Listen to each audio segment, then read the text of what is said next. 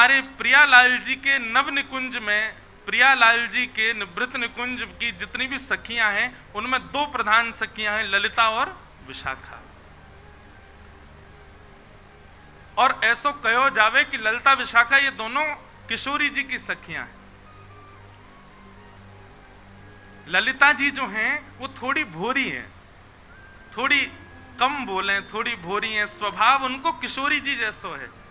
पर विशाखा जी जो है ना, ये थोड़ी सी चतुर शिरोमणि है, थोड़ी सी बोले भी ज्यादा है। कछु गलत दिख रहे हो होगो तो यूं नहीं है कि छोड़ दे चल दे, वो टोक देंगी चाहे ठाकुर जी क्यों नहीं कर रहे हो।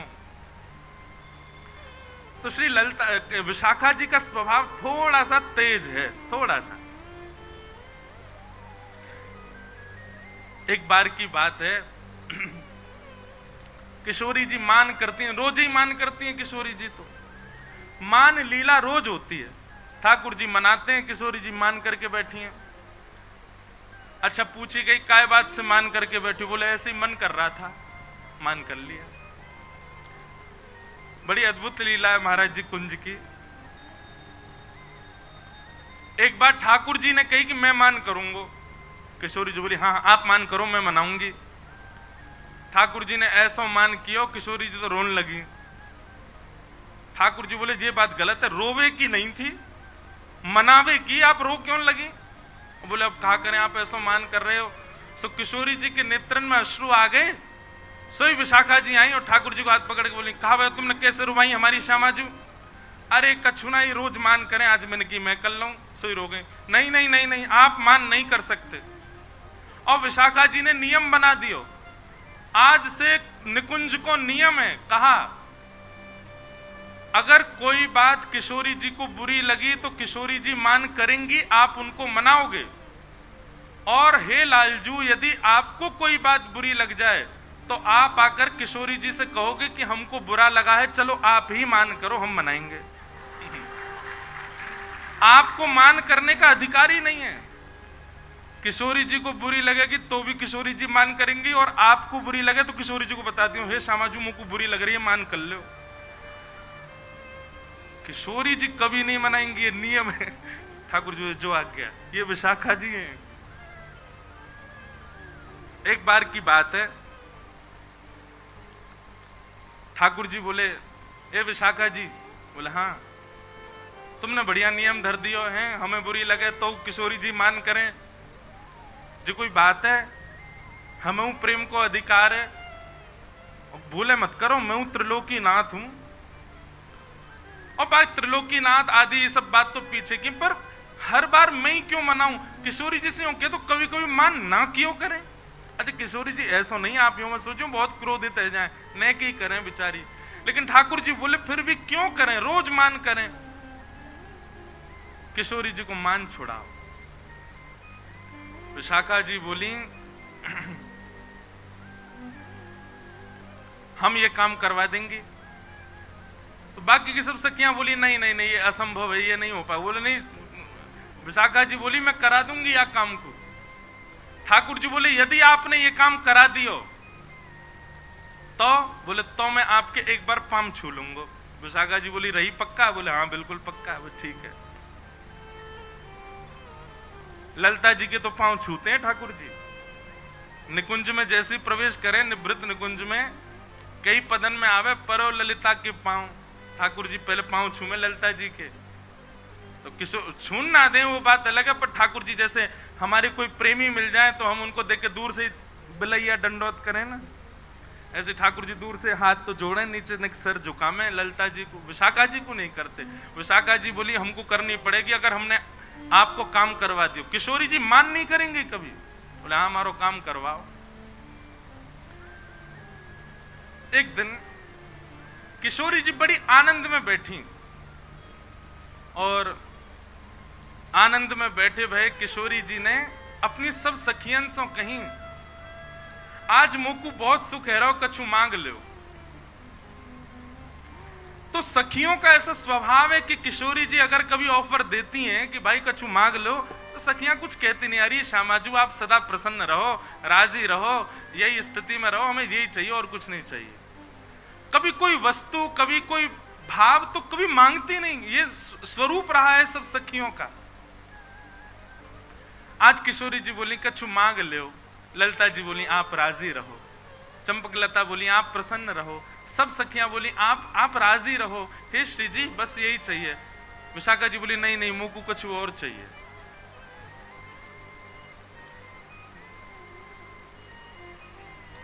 विशाखा जी को ललिता जी देखने लगे, विशाखा जी क्या कर रही है, तो पतोना है निकुंज में कभी श्री जी से हमने यात्रिका की बात, तू आज मांग कैसे रही है, श्री जी से मांग रही है। अरे याते पड़ो और कहा मैं लगो कि श्री जी के सन्मुख हम रहे, उनकी लीला को दर्शन करें, उनके समीप विराजें, और कहा चाहिए तो तू के नहीं नहीं मैं तो आज मांग, और आप शांत रहो मैं आज मांगूंगी श्री जी से। श्री जी बोली नहीं नहीं नहीं आप मांगो। विशाखा क्या चाहिए बताओ। बोले पहले वचन दो जो मांगूंगी सो दोगी। अब देखो विशाखा जी की चतुराई, सबके मन में ये बात आई होगी कि विशाखा जी मांगेंगी कि लाल जी से मान मत करियो, पर नहीं, विशाखा जी बोली इतनी सहजता में नहीं मांगूंगी, कैसे घुमा करके मांग रही हैं। बोले पहले वचन दो जो मांगूंगी सो दोगी। किशोरी जी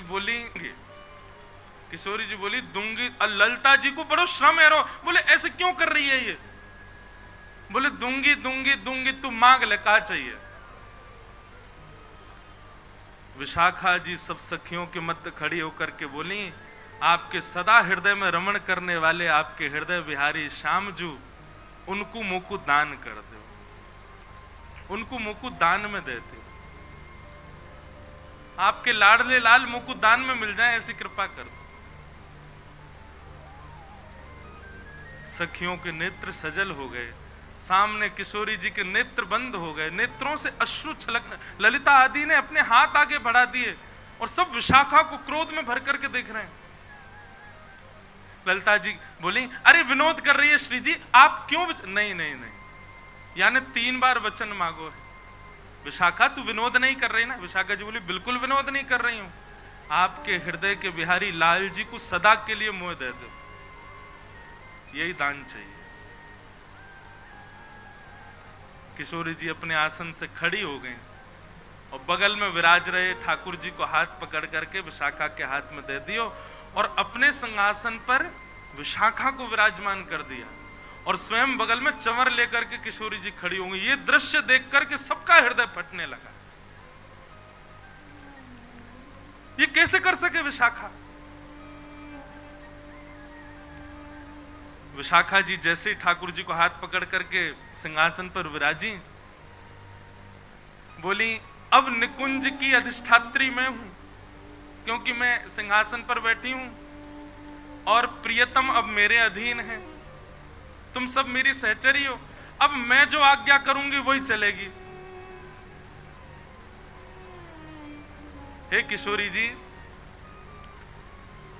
लाल जी को आपने मुकुट दान किया है तो अब लाल जी मेरे है गए, परंतु मैं निकुंज की अधिष्ठात्री हवे के काजे अपनी सहचरीन को कछु भी दे सकूं, या हमारे में उपहार के रूप में, भेंट के रूप में, और उपहार भेंट भी मत मानो, मेरी ही वस्तु है, लेकिन ध्यान रखवे के काज, संभालवे के काज में अपनी वस्तु आपको दे रही हूं। याद रहे मेरी वस्तु को चेहरा पे कभी शुष्कन नहीं आनी चाहिए, कभी उदासी नहीं आनी चाहिए। लो मैं अपनी वस्तु आपको दे रही हूं। लीला समझ में आई है। विशाखा जी अगर सीधे मांग लेते कि आप ठाकुर जी से मान नहीं करो, तो वस्तु तो ठाकुर जी किशोरी जी के हैं ना।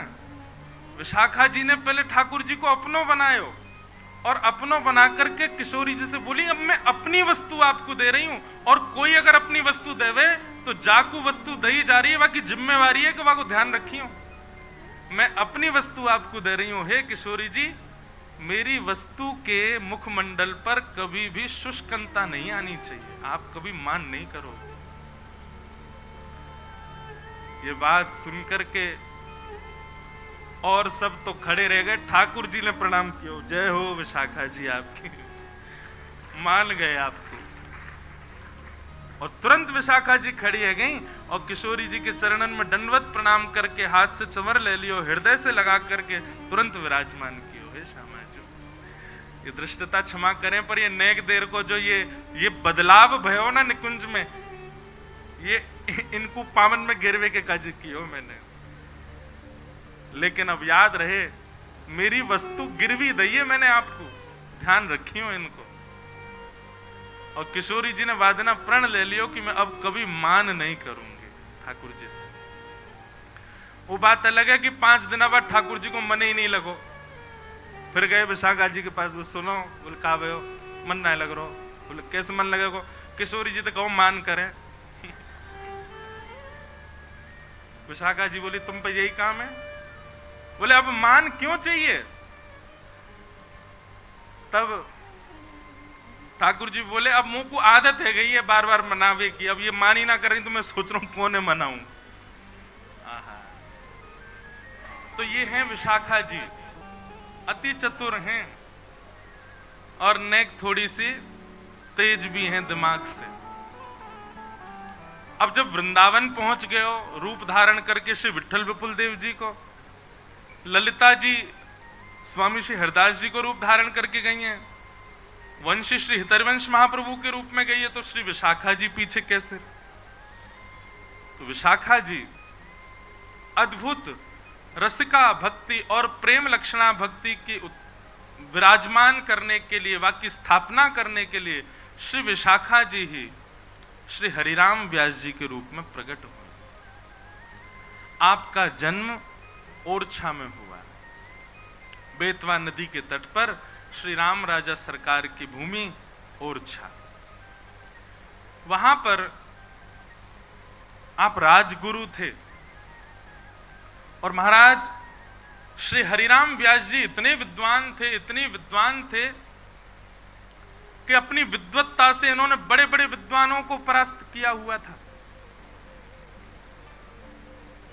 थे तो विशाखा जी के रूप में, पर अपने रूप को कहीं ना कहीं भूल रहे थे। क्यों? अपने रूप को सहचरी तब याद कर पाती है जब वृंदावन में हो। हितरवंश महाप्रभु वृंदावन में प्रकट हुए, अपना रूप याद रहा। स्वामी श्री हरदास जी वृंदावन में प्रकट हुए, अपना रूप याद रहा। विठल विपुल देव जी वृंदावन प्रकट हुए, अपना रूप याद रहा। परंतु श्री विशाखा जी तो दूर प्रकट भई, ओरछा में प्रकट हुई, इसलिए अपने रूप को अभी पहचान नहीं पा रही थी। इसीलिए उनमें एक छोटा सा अवगुण आ गया। अवगुण भी नहीं है, लेकिन वो लीला विस्तृत करने के लिए एक गुण ही मानो। और वो अवगुण क्या था कि वे अपनी विद्वत्ता का बड़ा उनको अभिमान रहता था। आप नगर नगर जाते और वहां के विद्वानों को चुनौती देते, यदि किसी विद्वान में सामर्थ्य हो तो मुझसे शास्त्रार्थ करे। राजगुरु थे, इसलिए इनके साथ में थोड़ी बहुत सेना भी रहती थी, थोड़े बहुत सिपाही भी रहते थे इनकी सुरक्षा में। मधुकर शाह ओरछा के राजा के गुरुजी थे, तो उसने पूरी व्यवस्था कर रखी थी। और केवल मधुकर शाह नहीं, आसपास बुंदेलखंड के ना जाने कितने राजा आपके शिष्य थे।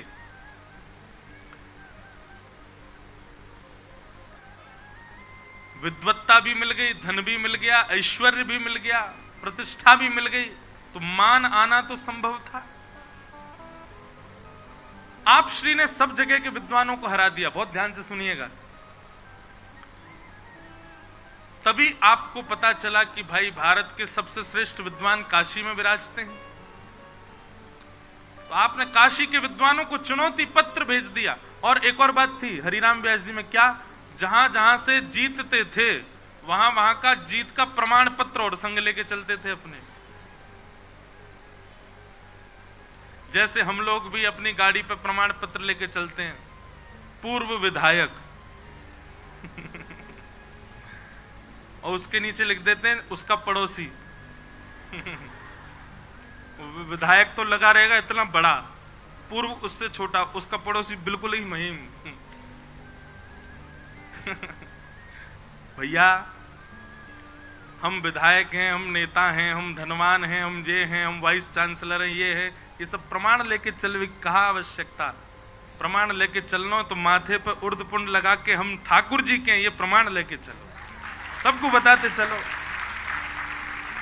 गले में कंठी माला पहन करके उर्द पुंड लगा करके माथे पर विश्व को बताते, प्रमाण देते चलो। कौन? ठाकुर हमरे रमण बिहारी, हम हैं रमण बिहारी। कोई भला कहे चाहे बुरा कहे, हम हो चुके रमण बिहारी। तो प्रमाण पत्र और लेके चलते थे श्री हरिराम व्यास जी। आप श्री जैसे ही काशी पहुंचे तो काशी के विद्वान घबरा गए। उनको पता था कि हम इनसे जीत नहीं पाएंगे, बहुत विद्वान है। काशी के सब विद्वानों ने जाकर के महादेव से प्रार्थना। अच्छा, एक चीज मेरे मन में आई, महाराज जी महादेव तीनों लीला में हैं, हरित्रयी में महादेव आए ही आए हैं। कैसे आए? हितहरिवंश महाप्रभु के गोद के ठाकुर जी श्री राधा वल्लभ लाल जी कौन ने दिए? महादेव ने। स्वामी श्री हरिदास जी से पूर्व स्वरूप यानी ललिता जी से दीक्षा कौन ने ली? महादेव ने। और वही महादेव एक सामान्य पुरुष को रूप धारण करके आए और वहां चित्रा मैया की सेवा करी, स्वामी श्री हरिदास जी की मैया की। महादेव वहां भी आए और हरिराम व्यास जी के चरित्र में भी श्री महादेव आए। अब लोग वाग पीछे पड़े रहते हैं, बोले बताओ आप महादेव को जबरदस्ती वृंदावन में क्यों लेते हो? वृंदावन की हमने एक आध बार यूं कह दिया, मैंने महादेव की भक्ति करने वालों को तो कृष्ण भक्ति मिले तो ही समझो कि वो उनकी भक्ति सफल है। अब लगे मुझे खींचने महादेव वाले, मतलब हम ओम नमः शिवाय जप रहे हैं तो इससे कोई मतलब नहीं। अरे भैया, ये गूढ़ रहस्य कौन समझे? महादेव ही हमारी श्री जी की भक्ति के और उनके वैष्णवन के प्राकट्य करता है। महादेव की कृपा से ही लीला संवृत हुई है वृंदावन में। सब महादेव के पास गए। ब्राह्मणों ने जाकर के महादेव से कहा, हे काशी विश्वनाथ, हे विश्वंबर भगवान, ये काशी नगरी विद्वानों की नगरी है, आपके विद्वानों की नगरी है, और ये हरिराम व्यास जी ओरछा से आए हमको हराने, हमको हरा के चले जाएंगे, कलंक हमारे ऊपर लग जाएगा कि हम जीत नहीं पाए, आप हमारी रक्षा करो। अब ब्राह्मण तो ऐसा कह के गए और जाके सब सो गए। महादेव चिदानंद रूप शिवोहम शिवोहम, चिदानंद रूप शिवोहम शिवोहम। एक दीनहीन से ब्राह्मण का रूप धारण किया, बिल्कुल सहज सरल से ब्राह्मण बन गए। और जहां ठिकाना था, जहां पर तंबू लगा करके बैठे थे श्री हरिराम व्यास जी, बाहर अपने प्रमाण पत्र चिपकवा रखे थे और नीचे लिख रखा था विद्वानों को खुली चुनौती, आके शास्त्रार्थ करो। हरिराम व्यास जी के पास महादेव पहुंचे।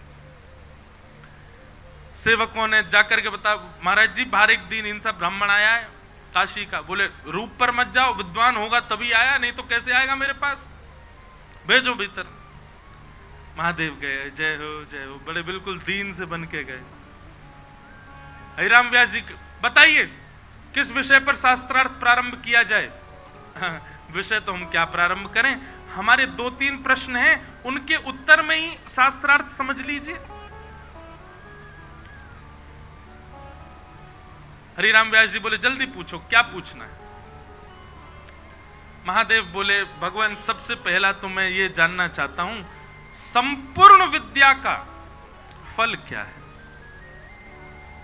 संपूर्ण ज्ञान का फल क्या है? आप इतने बड़े ज्ञानी, आपने सब कुछ पढ़ा लिखा है, इसका फल आपको क्या मिला हुआ है? हरिराम व्यास जी बोले, संपूर्ण ज्ञान का फल है विवेक। बोले अच्छा, और विवेक किसको कहते हैं? बोले विवेक कहते हैं सत और असत को, सही और गलत की पहचान, यही विवेक है। अच्छा, ये सत और असत क्या है, कृपा करके ये बताएंगे? बोले सत, ठाकुर जी सत हैं, ये ब्रह्मांड पूरा, ये सृष्टि पूरी असत है, ये संसार असत है, केवल और केवल ठाकुर जी ही सत हैं। महादेव बोले तो फिर आप क्यों इस असत संसार में पड़े हो? क्या इसी के लिए आपने विद्या अर्जित की थी कि आप विद्वानों के घर जा जा करके उनको हरा करके उनको दुखी करो?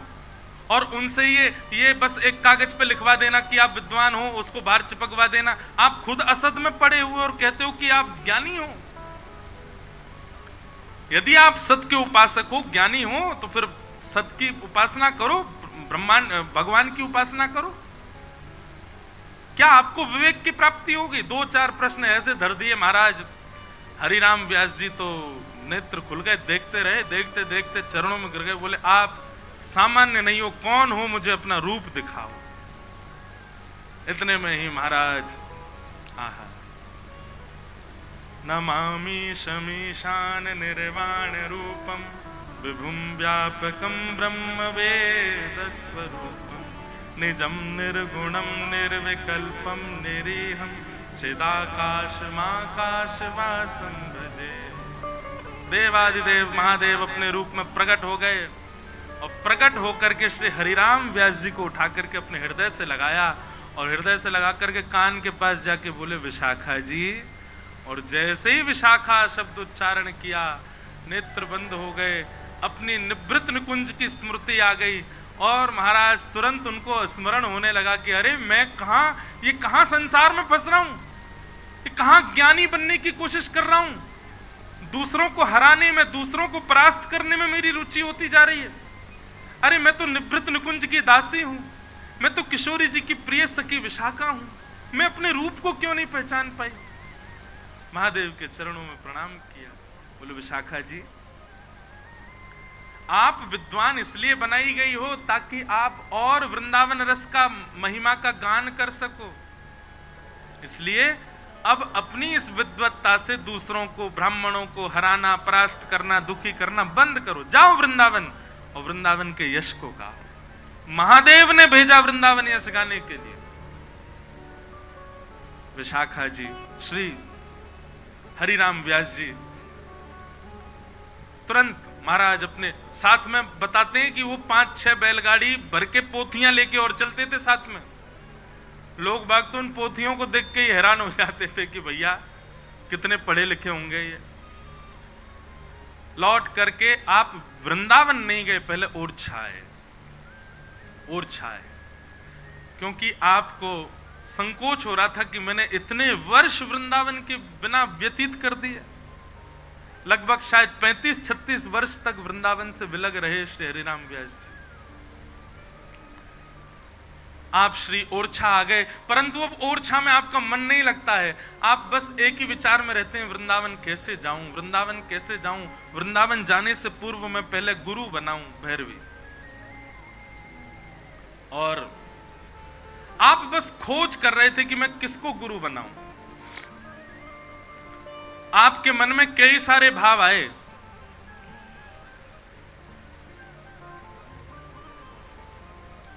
आपके मन में भाव आया, रैदास जी को गुरु बना लूं, कबीरदास जी को गुरु बना लूं, सबके जिनके नाम थे भक्तों के, सबका चिंतन आया, लेकिन कहीं भी निश्चित नहीं कर पा रहे थे किसको गुरु बनाऊं। तभी ओरछा में श्री नवलदास जी महाराज का आगमन हुआ। आप श्री हितरवंश महाप्रभु जी के कृपा पात्र थे श्री नवलदास जी। और नवलदास जी आए तो बेतवा नदी के तट पर बैठे थे और भोर में सुबह सुबह का सूर्य उदय होने वाला हल्का हल्का अंधियारा है और श्री नवलदास जी महाराज वहां बेतवा नदी के तट पर बैठ करके श्री ठाकुर जी के सुंदर भोर का एक पद गा रहे हैं। प्रसिद्ध पद है, नाभाजी और हमारे श्री भक्तमाल जी की टीका में भी उस पद को अंकित किया गया। बहुत सुंदर भाव है। राजत दंपति भोर आज अति, राजत दंपति भोर आज अति, राजत दंपति भोर आज अति, राजत दंपति। देखो आज के प्रसंग में पद बहुत है, ध्यान पूर्वक सुनिएगा।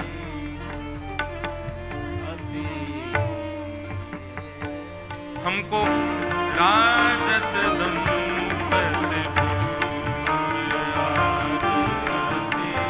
राजत दंपति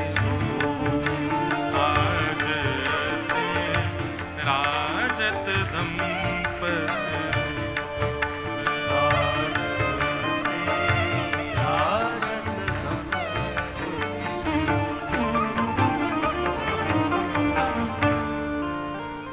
बस यही पद सुनकर के हरिराम व्यास जी को अपनी निकुंज लीला का स्मरण होने लगा। भोर का समय हुआ है, प्रिया प्रियतम उठा रहे हैं, ललिता जी सेवा में है, अन्य सब सखियां सेवा में हैं। विरह होने लगा, मैं कहां हूं, क्योंकि स्वयं तो विशाखा है ना। स्वयं को लीला में ना देख पाने से अत्यंत विषाद होने लगा चित्त में, और वही विषाद वृंदावन की स्मृति के रूप में परिवर्तित हो गया। आप तुरंत नवलदास जी के पास दौड़े दौड़े गए और आपने जाकर के कहा, भगवान आपने जो ये पद गाया, इस पद का भाव क्या था? और इस पद के अंत में आपने कहा जय श्री हित हरिवंश, ये कौन है? ये किनकी छाप से आप पद गा रहे हैं? ये ऐसे निकुंज रस का उपासन करने वाले, ऐसे नित्य निकुंज का प्रकाश करने वाले ये कौन है? नवलदास जी ने कहा, ठाकुर जी की वंशी के साक्षात अवतार श्री हितरवंश महाप्रभु। वे अभी वृंदावन में विराज रहे हैं, ठाकुर जी की निकुंज लीलाओं को गाते हैं। उन्हीं की निकुंज लीलाओं को सुन सुन करके वृंदावन में रस आनंदित होता है। मैं उन्हीं का कृपा पात्र शिष्य हूं नवलदास। बस अब तो हितरवंश महाप्रभु का जैसे ही चिंतन हुआ, आपके चित्त में भाव आया कि बस मिल गए मेरे गुरुदेव। बहुत मन में संकोच आ रहा था, किसके पास जाऊं, किससे दीक्षा लूं, कहां जाऊं, कौन मेरे गुरु बने। वो ज्ञानी बहुत हैं, वो ध्यानी बहुत हैं, वो जपी बहुत हैं, वो त्यागी बहुत हैं, परंतु अब मुझे मेरे गुरु मिल गए जिनके पास मुझे जाना है। ये निकुंज के उपासक श्री हितरवंश महाप्रभु यही मेरे गुरु बनेंगे। और उसी क्षण आप श्री वृंदावन को प्रस्थान कर गए। हमको अभी अभी फिर से कहा गया है कि बीच में कुछ जगह खाली है, लेकिन लोग जगह छोड़ के पीछे बैठे हैं और पीछे वृद्ध लोग परेशान हो रहे हैं, तो कृपा करके आगे आ जाओ। अब इधर वाले कि इधर वाले ये नहीं पता। कहा इधर वाले? बीच में जगह भैया छोड़ रखी है, काय को छोड़ रखी है? आ जाओ बाबू, भर लो रिक्त स्थान को। सब लोग आगे आ जाओ, विराज जाओ।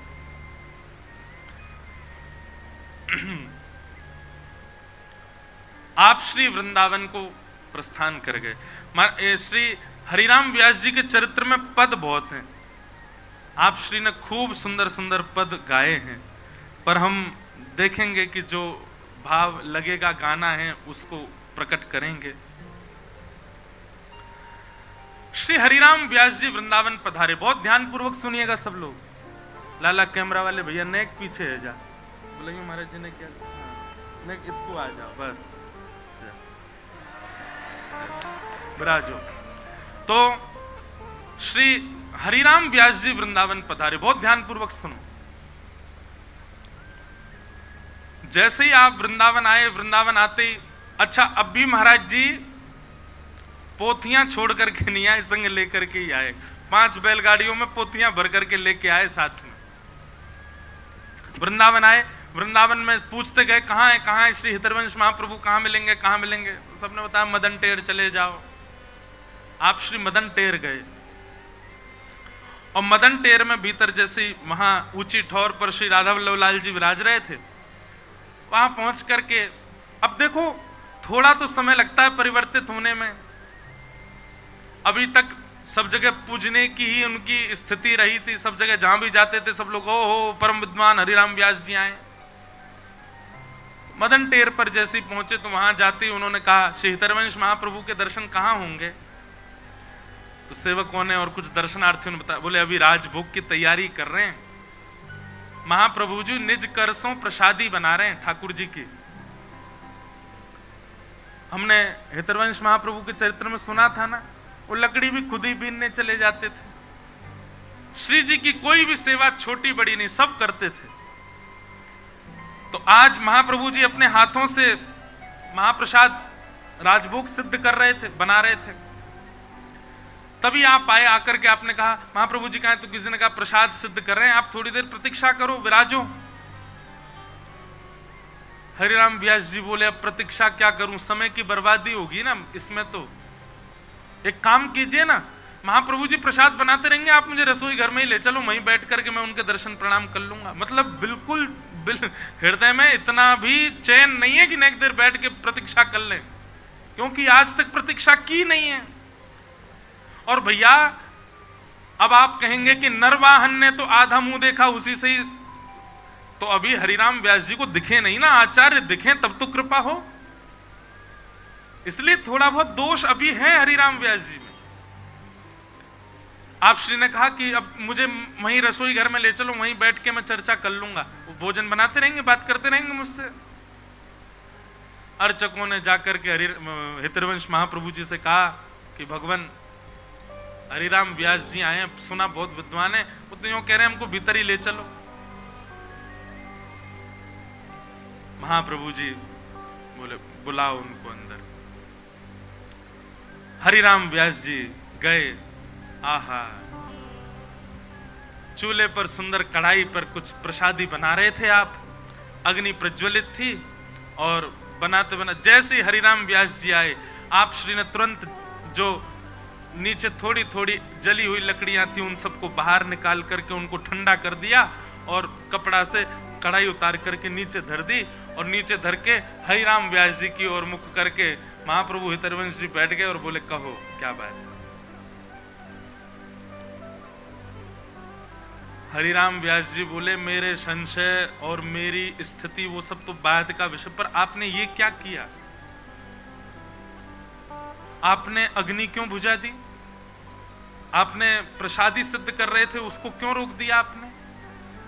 भगवान मैं मानता हूं थोड़ा हटीला हूं, प्रतीक्षा नहीं की मैंने, पर मेरा ऐसा भाव था कि आप प्रसाद बनाते रहेंगे, हम दोनों की चर्चा होगी, पर आपने अग्नि बुझा करके और कढ़ाई नीचे रख करके तो मुझको ऐसा प्रतीत करवाया कि मैंने आपकी सेवा में विघ्न डाला है।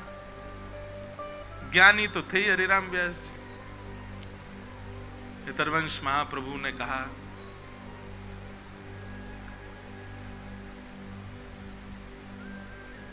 आपकी दृष्टि में, बहुत ध्यान से सुनना, हम सब सेवकों के लिए यह बहुत जरूरी बात है। हितरवंश महाप्रभु कहते हैं व्यास जी आपकी दृष्टि में भोग सिद्ध करना हाथ का विषय है और आपके प्रश्नों का उत्तर देना मुख का विषय है। आपकी दृष्टि में आपको ऐसा लगता है कि मैं हाथ से भोग बनाऊंगा और मुख से आपके प्रश्नों का उत्तर देता रहूंगा, पर मेरी स्थिति में मैं जिस क्रिया में हूं वहां परिपूर्ण रूप से लगा हूं। मेरा मन भी वही होगा, मेरी चित्तवृत्ति भी वही है, मेरी बुद्धि भी वही है, मेरे हाथ जिस क्रिया को कर रहे हैं उसी क्रिया में मेरा मन भी है, उसी क्रिया में मेरी बुद्धि भी है। अब जब मैं ठाकुर जी की प्रसादी बना रहा हूं, मेरी मन बुद्धि दोनों वहां लगे, मैं आपका प्रश्न कैसे सुनूंगा, आपका उत्तर कैसे दूंगा। मेरे लिए ये दो कार्य नहीं हो सकते हैं। तो महाप्रभु जी ने एक पद गा करके सुनाया, यह जू एक मन बहुत ठोर कही, यह जू एक मन बहुत ठोर करी, कही कौन सुच पायो, जहां तहां विदित जार जुवतीलो, प्रगट पिंगला गायो। द्वैतुरंग पर जोर चढ़त हटी, परत कौन पे धायो, कही धो कौन अंग पर राखे, जो गनिका सुत जायो। जय श्री हित हरि वंश प्रपंच वंश, सब काल व्याल को खायो, यह जिय जान श्याम श्यामा पद, कमल सिंह सिर नायो। बहुत सुंदर भाव। आप श्री कह रहे हैं यह जो एक मन बहुत ठोर कही कौन सुच पायो। मन तो एक ही है, पर हमने इसके ठिकाने बहुत सारे बना रखे हैं। कैसे? बोले जैसे एक पिंगला यानी कि एक वैश्या, हर दिन उसका एक नया प्रेमी है, ऐसे हम लोगों का हर दिन एक नया प्रेमी है। लेकिन भैया याद रहे, द्वा तुरंग पर जोर चढ़त हट परत कौन पे धायो। दो घोड़ों पर पैर रख करके दौड़ोगे तो गिर जाओगे। हितरवंश महाप्रभु कहते हैं, जय श्री हित हरिवंश प्रपंच वंश सब काल व्याल को खायो।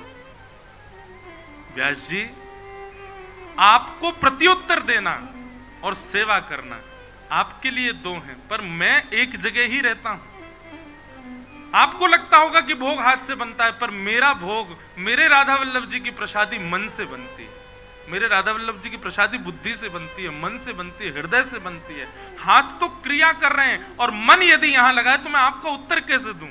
व्यास जी बोले, बस बस बस भगवान बस, मुझे प्रत्युत्तर मिल गया। मैं आज समझ गया, मेरे जीवन के जितने संशय थे सबका निराकरण आपने कर दिया। केवल एक वाणी सुनकर के श्री हितरवंश महाप्रभु जी की आप श्री ने प्रणाम किया, और प्रणाम करके सबसे पहले क्या किया, जो प्रमाण पत्र मिले हुए थे, जो इनके जिस रथ पर ये चलते थे उस रथ के बाहर भी चिपका रखे थे, काशी से जीते, यहां से जीते, वहां से, सारे प्रमाण पत्र उतारे। और 5 गाड़ी बैलगाड़ी में भर के पोथियां भरी पड़ी थी, जे उपनिषद पुराण गुण आदि सब आदि। कोई पुराण आदि की निंदा नहीं कर रहा हूं, क्षमा करें, जो वाणी जी में वही बता रहा हूं। सबको ले जा करके महाराज जमुना जी में प्रवाहित कर दिया। किसी ने आकर के कहा, बोले व्यास जी पुस्तकालय में धरवा देते, कोई और पढ़ लेता इनको, जमुना जी में क्यों प्रवाहित कर दें। बोले भैया 40 वर्ष की उम्र है, मेरो कल्याण नहीं भयो इनते और कौन को होएगो। सब जमुना जी में पधराई दें, और पधरा करके महाराज अब तो श्री हरिराम व्यास जी की स्थिति अलग हो गई। वृंदावन के रूख हमारे मात पिता गुरु बंधु। हितरवंश महाप्रभु से आपने दीक्षा ग्रहण करके और श्री राधा वल्लभ जी की शरणागति ग्रहण कर ली, और महाराज अब तो वृंदावन में विचरण करने लगे श्री हरिराम व्यास। हरि जी हम कब होंगे ब्रजवासी, हरि जी हम कब होंगे ब्रजवासी, हरि जी हम कब होंगे ब्रजवासी, हरि जी हम कब होंगे ब्रजवासी, हरि जी हम कब होंगे ब्रजवासी, हरि जी हम कब होंगे ब्रजवासी, हरि जी हम कब होंगे ब्रजवासी, हरि जी हम कब होंगे ब्रजवासी,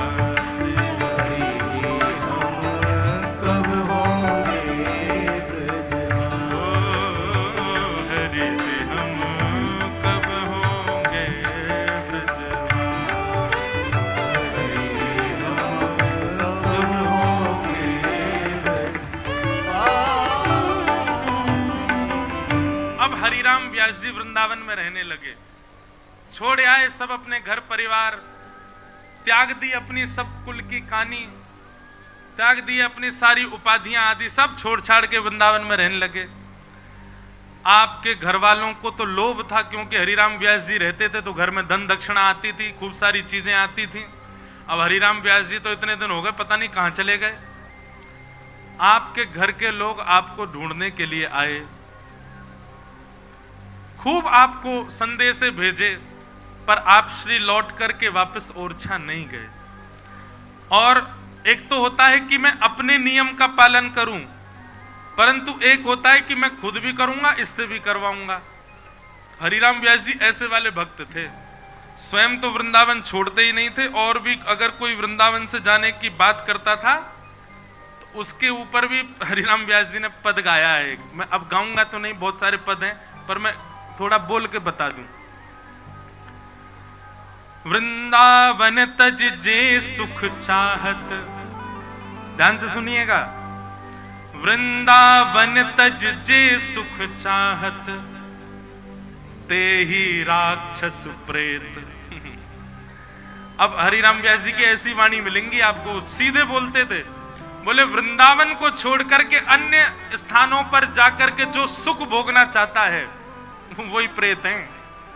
वृंदावन तज जे सुख चाहत ते राक्षस प्रेत। कोई शब्द ऐसा आ जाए जो किसी को अनुचित लगे तो मुझे मत दोष देना, व्यास जी की वाणी है।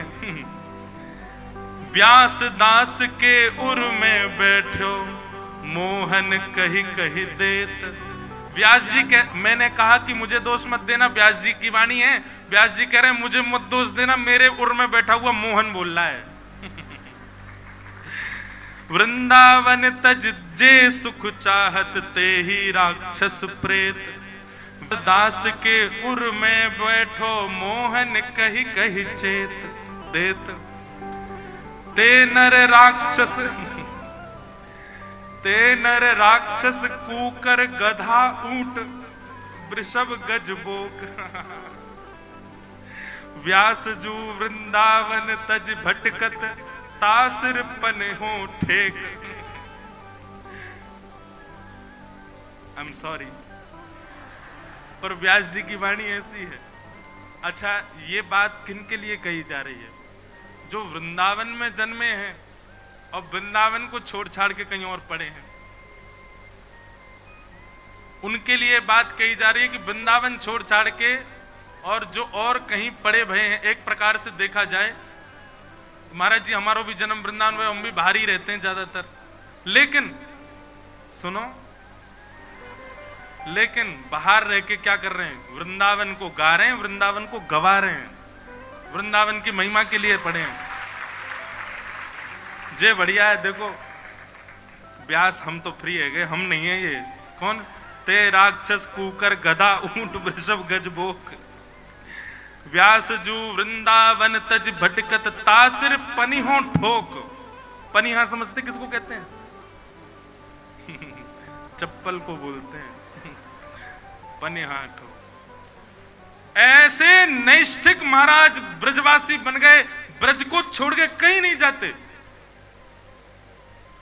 और वृंदावन एक बार कोई आ जाता है तो उसको प्रणाम करते हैं। हरिराम व्यास जी पूछते कहां से आए? बोले हम इंद्रप्रस्थ से आए, हम वहां से आए। उसको प्रणाम करते हैं, अब मत जाना यहां से, यहीं रहो, वृंदावन में ही रहो।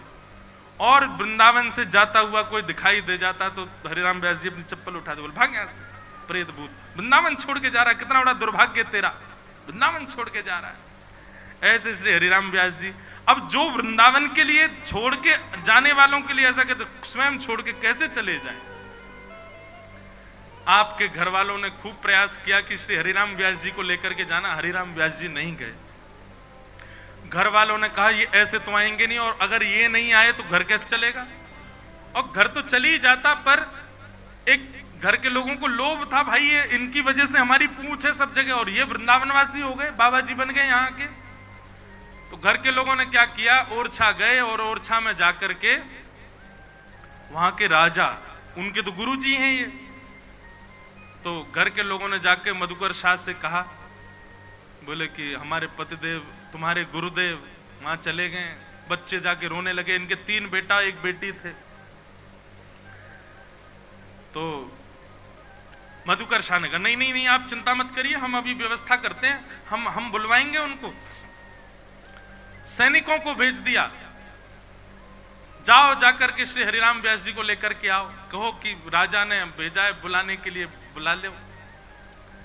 सैनिक आकर के वृंदावन में बस गए। हरिराम व्यास जी को जैसे ही पता चली कि सैनिक आ गए तो बच्चे दौड़ दौड़ के भागते, छुप जाते, कभी जमुना जी में बैठ जाते, कभी लता गुल्मों में छुप जाते, इनको मैं दिख नहीं जाऊं, मुझे ले जाएंगे। और कोई हट तो नहीं करेगा, लेकिन प्रार्थना भी क्यों सुनूं मैं वृंदावन से जाने की? नहीं मानते थे। सैनिकों के तो चंगुल में नहीं आ पाए। अब की बार मधुकर शाह राजा ही आ गया लेने के लिए, और तो पूरी अपनी सेना लेकर के आया, रथ पर बैठ करके, हाथी घोड़ा जाने क्या क्या लेके आया, ससम्मान गुरु जी को लेकर के वापस आऊंगा। और मधुकर शाह बड़ा चतुर था, उसने सोचा कि अब इनके हृदय में तो नैष्ठिक वृंदावन वास बस चुका है, ये तो जाएंगे नहीं छोड़ के वृंदावन। उसने कहा इनके गुरुजी श्री हितरवंश महाप्रभु, उनसे जाकर के मैं कहूंगा। वो इनको आज्ञा करेंगे तो इनको जाना पड़ेगा। और मधुकर शाह सीधे गया, श्री राधा वल्लभ जी के चरणों में प्रणाम किया। हितरवंश महाप्रभु ने बिठाया, भाई राजा है ओरछा का, चरणों में प्रणाम करके कहा, भगवान आपसे एक वस्तु चाहते हैं। बोले क्या? बोले आपके अनन्य शिष्य हरिराम व्यास हमारी ओरछा की निधि हैं, वो आप कृपा करके उनको हमको वापस दे दीजिए। हितरवंश महाप्रभु ने पहले तो कहा कि भैया देखो उनके चित्त में अब वृंदावन बस चुका है, क्यों ले जाना चाहते हो उनको? तो मधुकर शाह ने एक बड़ी चतुराई भरी बात कही कि अगर वे वृंदावन में रहेंगे तो केवल उनका कल्याण होगा, लेकिन वे ओरछा चले जाएंगे तो जान जाए कितने जीवों का कल्याण होगा। महाप्रभु जी ने विचार किया, बात तो सही है तुम्हारी, हरिराम व्यास जी का जो ज्ञान है, हरिराम व्यास जी का जो वाणी है, वो निश्चित ही मानव कल्याण करने वाली है। बोले वही मैं कह रहा हूं, आप कृपा कर, आप उनको बोलिए ना वो चलें वापस ओरछा। ठीक है, शाम को दर्शन करने आएंगे राधा वल्लभ जी के तो मैं आज्ञा कर दूंगा। आपकी बात ही अच्छी लगी, कभी जब भी आते रहा करेंगे वृंदावन, बाकी वो रहें ओरछा में, मैं आज्ञा कर दूंगा उनको। मधुकर शाह तो आनंदित हो गया, बोले ये काम बढ़िया हो गया, गुरु जी की आज्ञा वो टालेंगे नहीं। उस समय श्री हरिराम व्यास जी निधिवन राज में स्वामी श्री हरिदास जी के दर्शन करने गए थे। कितने सौभाग्यशाली श्री हरिराम व्यास जी, आपको दोनों आचार्यों का सुख प्राप्त हुआ, श्री स्वामी हरिदास जी का भी और हितरवंश महाप्रभु का भी। स्वामी श्री हरिदास जी का दर्शन किया, कुंज बिहारी लाल जी के सामने बैठ के गाते, नाचते, उछलते, इतना आनंद करते। वृंदावन रहना उनके लिए सौभाग्य की बात थी, उसको आनंद निमग्न होके पालन करते थे।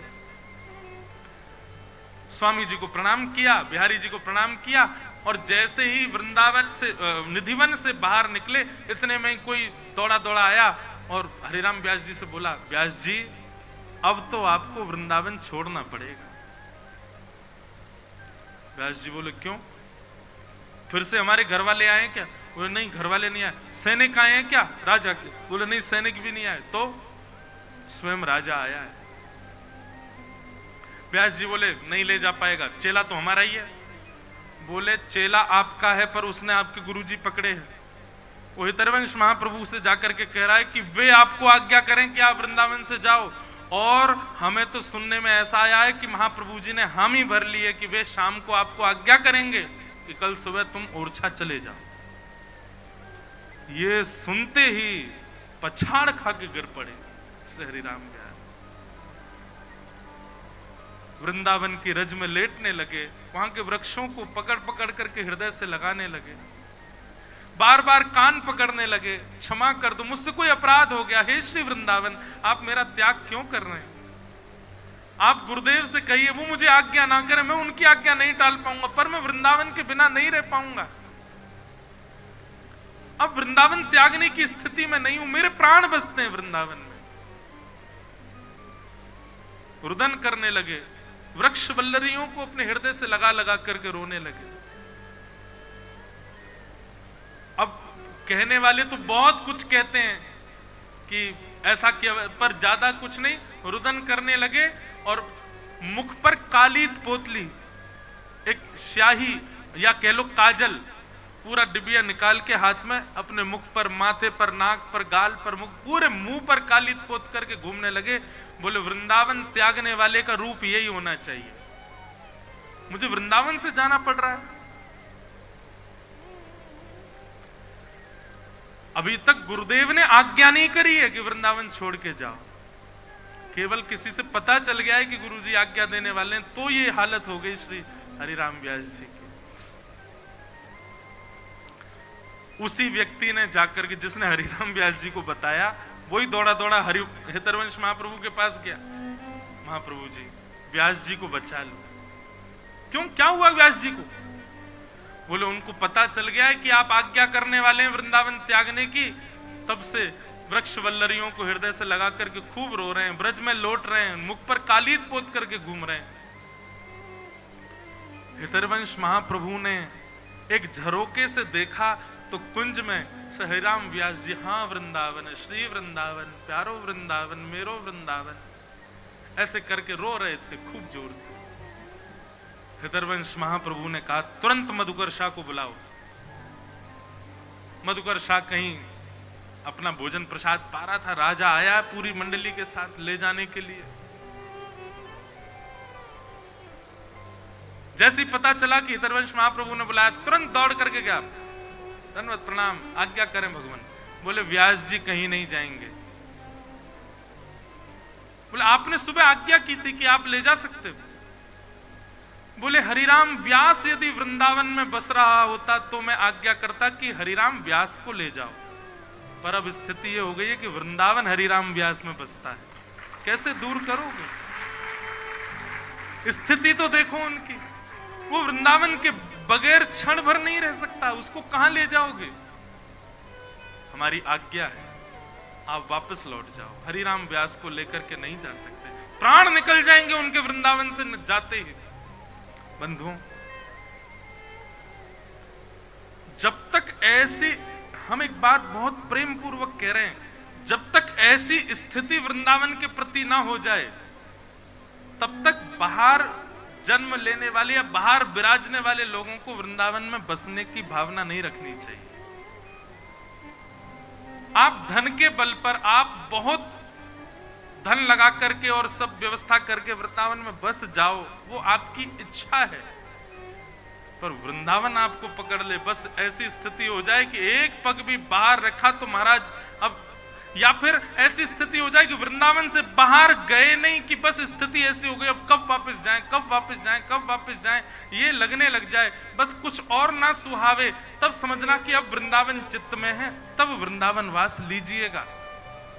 नहीं तो तब तक केवल वृंदावन का स्मरण करो, वृंदावन जाओ, दर्शन करके आओ, वृंदावन का चिंतन करो, वृंदावन को अपने हृदय में विराजमान करो, पर वृंदावन जब तक आपको पकड़ ना ले तब तक वास करने की स्थिति मत रखना।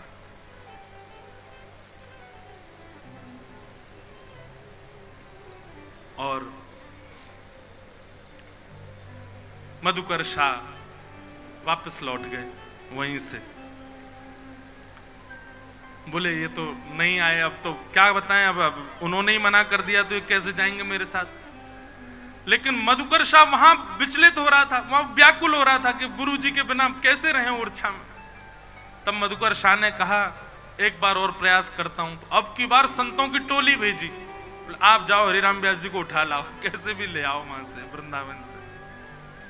हरिराम व्यास जी को लेने के लिए संत महापुरुष आए, बड़े बड़े तिलकधारी, सोटाधारी, मठाधारी सब आए, सबको देखा, बुंदेलखंड के सब संत आए, हरिराम व्यास जी सबका स्वागत, सब आए हरिराम व्यास जी के पास ही,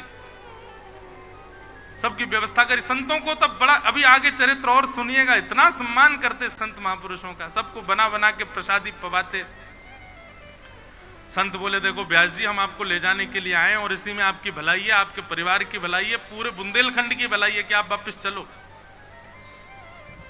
हरिराम व्यास जी बोले ओहो, तो ये दर्शन वर्शन करने नहीं आए, ये मुझको ले जाने आए।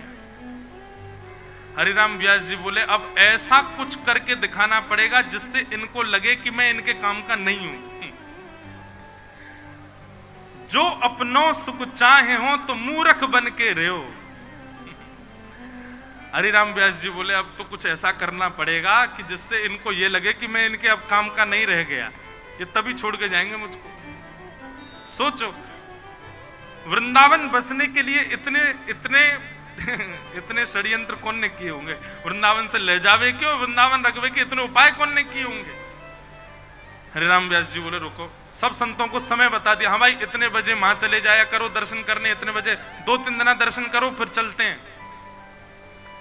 सबको कहा राधा वल्लभ जी में प्रसादी पाओ राजभोग की, वहीं पे बढ़िया कड़िया वो सब रोटी मिलती है, खिचड़ी वादी सब, ठाकुर जी का अधरामृत सेवन करो। सब संतों से कहा आज वहीं प्रसादी पाओ। सब संत वहां प्रसादी पाने गए। हरिराम व्यास जी ऐसे समय पर पहुंचे कि प्रसादी पूरी हो गई और सब संत आदि सब अपनी पत्तल व्यवस्थित कर रहे थे। सब संतों को पंगत पवाने के बाद, भक्तों को देने के बाद में जो झाड़ू लगाने वाली मेहतरानी थी, झाड़ू लगाती थी, थोड़ा बहुत बचा हुआ जो पकौड़ी और कुछ कड़ी आदि थी वो उसको दे दी। वो अपना बाहर सिड्डी पर बैठ के पा रही थी। इतने में हरिराम व्यास जी आए।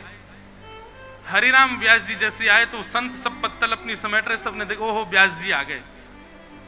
हरिराम व्यास जी ने आकर के सबसे कहा भैया एक पत्तल लो। बोले अब तो प्रसादी महापूर्ण है गई, अब ना बची प्रसादी। हरिराम व्यास जी बोले ओहो प्रसादी पूर्ण है गई। सब संत बोले आज तो व्यास जी आप भूखे रह गए। बोले नहीं नहीं मेरी व्यवस्था है गई। बोले कहाँ है गई? तुरंत आप बाहर गए और झाड़ू लगाने वाली मेहतरानी लेके बेटी बात से बोले ला दे दे या में मुंह को खवाए दे। अब सब संत बोले राम राम राम राम।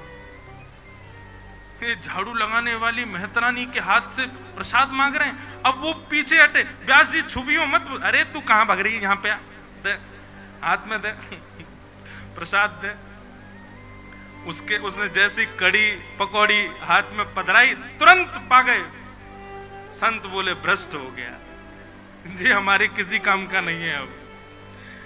आहा व्यास मिठाई विप्र की तामे लागे आग, वृंदावन के स्वपच की झूठन खाए माग। अरे भैया बड़े बड़े सेठन की बड़े बड़े जगह इनकी मिठाई मिले उनमें आग लगे, लेकिन वृंदावन को तो कोई स्वपच भी हो, वृंदावन में कोई जाति को भी हो, बाकी झूठन भी मांग के पाए लो भैया। वृंदावन में रहो तो ऐसे रहो।